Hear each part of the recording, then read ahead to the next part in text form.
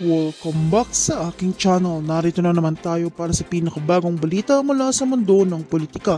Grabe ang naging pagsabog ni Bryce Fernandez matapos itong ilantad na sina Joel at Jinggoy ay sangkot umano sa katiwalian kaugnay sa mga proyekto ng gobyerno.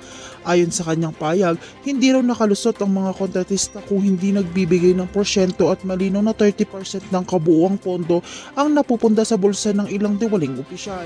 Hindi nakapagsalita agad sina Joel at Jinggoy nang kumalat ang impormasyon dahil biglaan at pinitsahan ng pagbunyag ni Fernandez.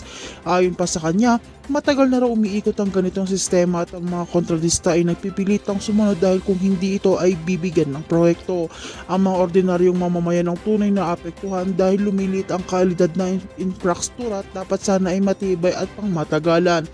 Lumalaki lalo ang isyu ng makumpirma ng ilang kontraktor ang pahayag ni Fernandez.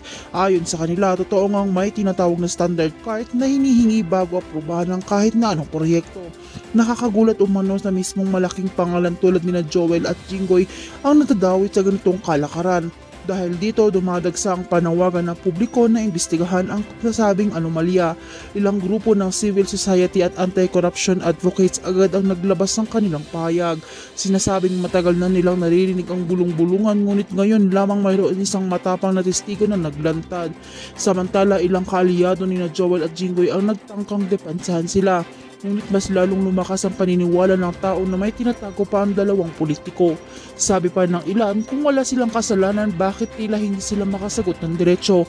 Ang pananahimik daw ay indikasyon na may katotohanan sa mga ibinunyag ni Fernandez. Ang Commission on Audit at ilang senador ay nagpahayag ng magsasagawa sila ng sariling investigasyon. Nais nilang malaman kung saan napunta ang bilyo-bilyong pisong pondo para sa mga proyekto, lalo na sa mga flood control at kalsada na paulit-ulit nasisira. Malinaw daw na kung may 30% na nawawala bago pa man magsimula ang proyekto, tiyak na kulang ang kalidad ng trabaho. Sa uli, nanindigan si Bryce Fernandez na handa siyang magharap ng ebidensya at pangalan ng mga kontraktor na pinipilit magbigay. Anya, hindi siya mananahimik dahil sa panahon na para matigil ang ganitong klaseng sistema. Kung magpapatuloy daw ang pagbulgar ng katotohanan, baka ito na ang simula ng pagbaksak ni Jinggoy at Joel sa politika. Kaya manatili kayo nakatutok dito sa akin channel sa bawat pag-ikot ng kaganapan. Kami ang iyong magiging sandigan sa pagkatid ng walang kinikilingang impormasyon. Huwag kalimutan i-like, i-share at i-subscribe para lagi kayong updated sa mainit na balita mula sa mundo ng politika.